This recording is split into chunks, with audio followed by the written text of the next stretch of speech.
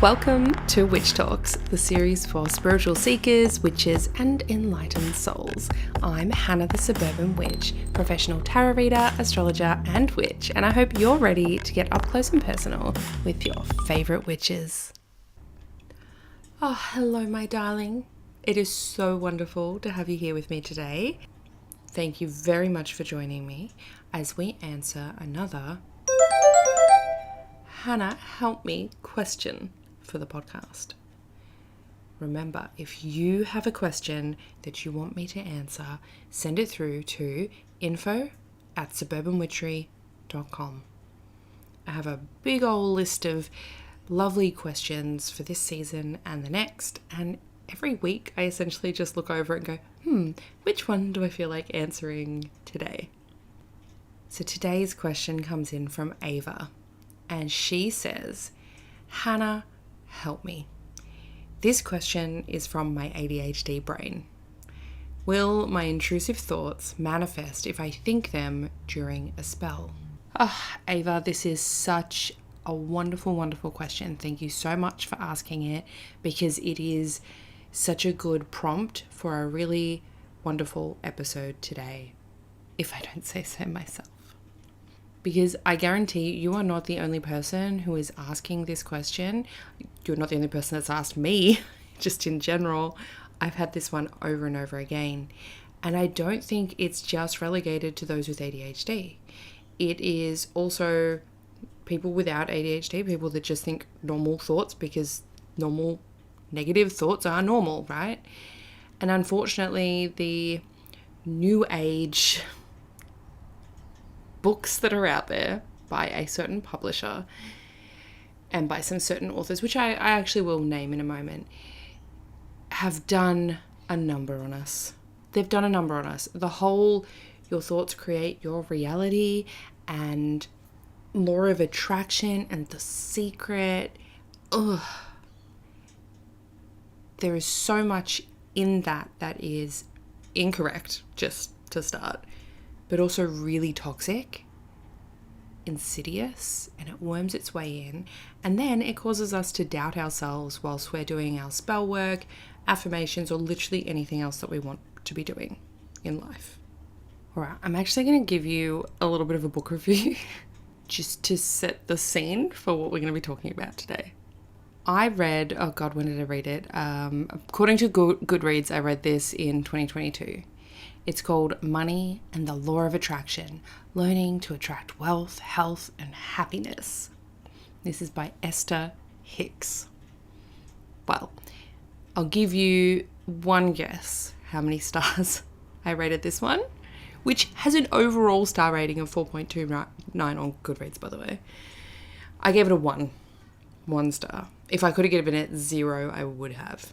My review says, ableist, toxic positivity that doesn't take into account circumstances out of one's control and instead heaps blame and guilt on people experiencing poverty, illness, disease, disability, systemic racism, sexism, or abuse because they didn't think positively enough. Whilst changing underlying limiting beliefs and focusing on the positive can be helpful, it is not the whole situation, and thought control doctrines like this one can be incredibly damaging. Hard pass. So I hope you see a little bit of the underlying aspect here as to what I'm getting at. This focus on if we want to manifest good stuff, we have to think good thoughts all the time, or we have to feel the feeling of being with the thing that we want, right? If you want to manifest money into your life, then you imagine that you're holding the money and you're feeling really excited about it or whatever it is, and then this is part of how you manifest, right? Personally, I think there's a lot more to it, and the same with when we do spell work as well. But this concept of having to be high vibe all the time, having to only think good thoughts because your thoughts create your reality, and my belief that I always get the car spot at the front of the shops is why I always get the car spot, and if I didn't, then I mustn't have been thinking of it properly. I mean, dude, it's repackaged Christianity. My mum used to pray to God that she would get a car spot. Like, why the fuck would God be listening and approving anyone's prayer about a car park when we have children with bone cancer. I don't understand the dissonance in the church and in New Age circles. So this is where those circles join up in, what are they called? When you have a circle and a Venn diagram. We have a Venn diagram of toxic thought control techniques in both New Age and Christian circles. So one thing that may help folks, especially if you have OCD, mental health, ADHD, autism, anything at all, especially that's going to bring about things like intrusive thoughts, and you can't really control your brain all the time, right? That's not doable at all. If this is something that you worry about, I would like to present a piece of evidence that I call horror fiction writers. Because I know, Ava, you were talking specifically about spell work and what you're doing with your spell work, and I will get to that shortly specifically. But just in general, if people are having bad thoughts or they're really doing the, maladaptive daydreaming, which I did a lot growing up to cope with religious trauma and probably still slip into every now and then, right? But anyone who's doing that, if you've ever imagined like horrible things happening and you can feel it and you start like crying, or you imagine something so strongly, you're not going to make that happen. That's not going to happen. If that was the case, then Stephen King would be having a really rough time, right? And I can tell you from the perspective of a writer that you get so into that world. I mean, actually, that could be a really fun like spell/manifesting technique, to write your own self into a story in the way that you want it to be. And I guess sometimes we do that with like letters from our future self and that kind of a thing.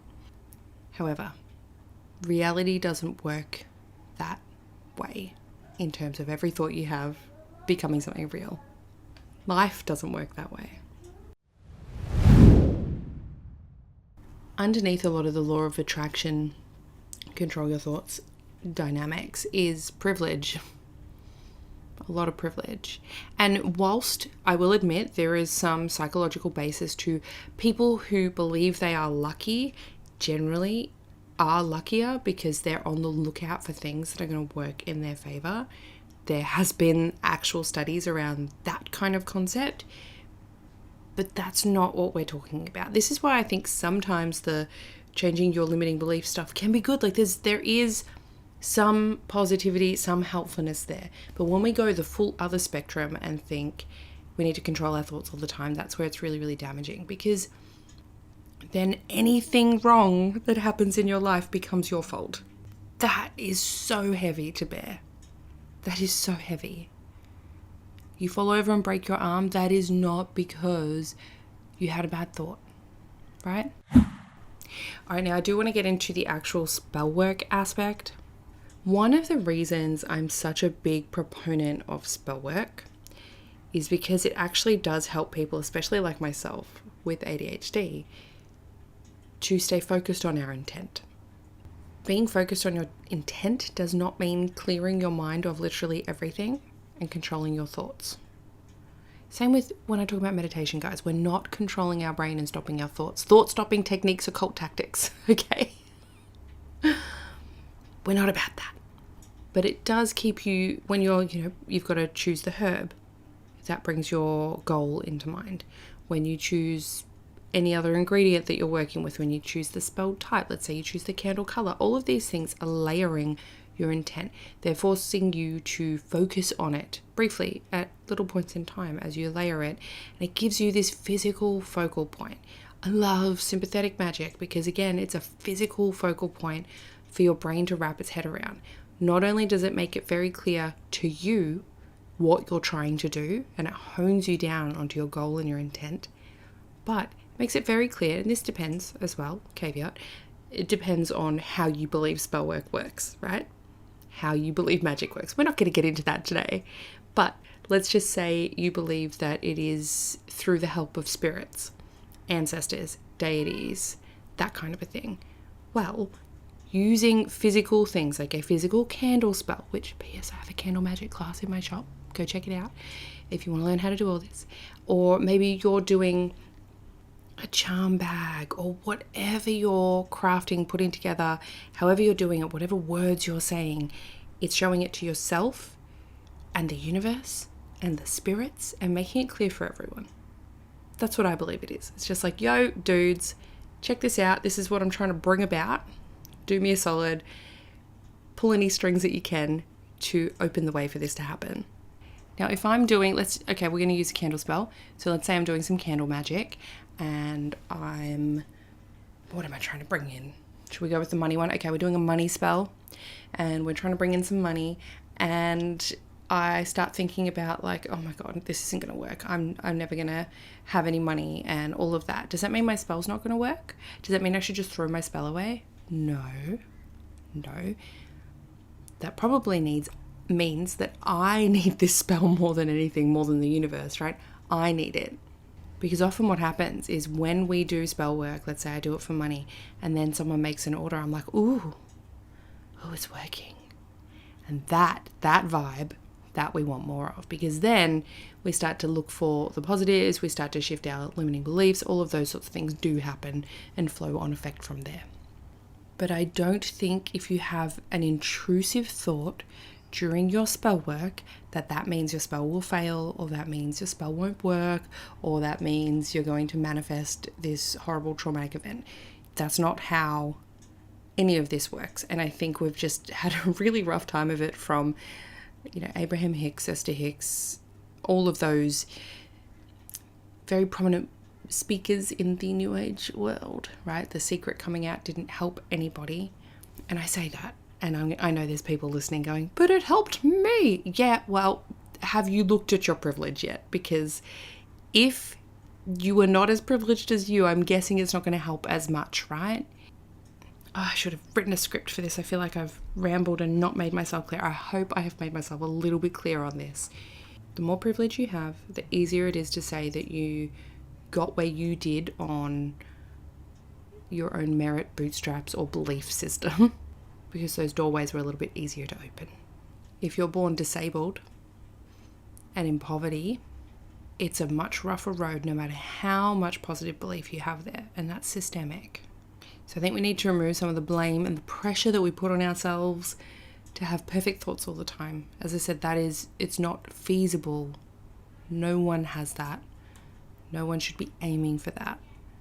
We don't want to demonize negative thoughts or anything. This is the whole like high vibe, low vibe, thoughts, energy, all of that. It can be really tricky discourse to get into.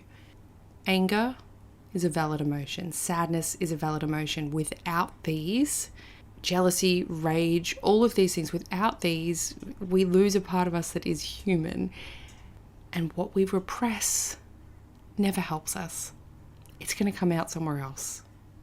It's just the nature of us. So instead of trying to repress and control thoughts, just bring it back to the task at hand, right? So you're like, okay, I'm going to add all this stuff in for money. Here's my bay leaf. Here's some mint. Here's this. And then you're like, oh God, this probably won't work, will it? Actually, you know what? Maybe it will. Who knows? Might or might not. And we're going to add this, and we're going to, where's my citrine? And we're going to, oh no, this will never work. Actually, who knows? Imagine it did. How cool would that be? So we just bring ourselves back. See how I was doing that? We just bring ourselves back. This is a technique I actually use around my body image. Because if I notice a thought, and this is why I recommend meditation, not to control your thoughts, but to notice the way your brain works. Bring attention to the way your brain is working. If I notice a thought, like walking past a mirror or whatever, and it's not a positive one about my body, I'm not going to beat myself up about it at all. But that gives me a little trigger to turn around and go, hang on a minute. I love my body.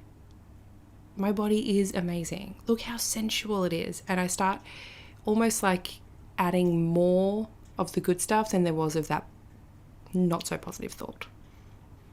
So for every one thought about my legs or my stomach or whatever it is that I'm not feeling at the time, I've just heaped on like 20 beautiful, sensual, loving things, put my hand on my stomach, send some love there. And over time, this is what helps. Sometimes in the moment it feels hard still, but over time, you'll notice that those thoughts become less, and the nice ones that you want there, like, oh, I'm so sexy, look how sensual I am, oh damn, look at that ass, like that becomes more prominent because you're training your brain in that way, without the blame, without the shame. Spirituality should be a blame-free, shame-free space, in my opinion.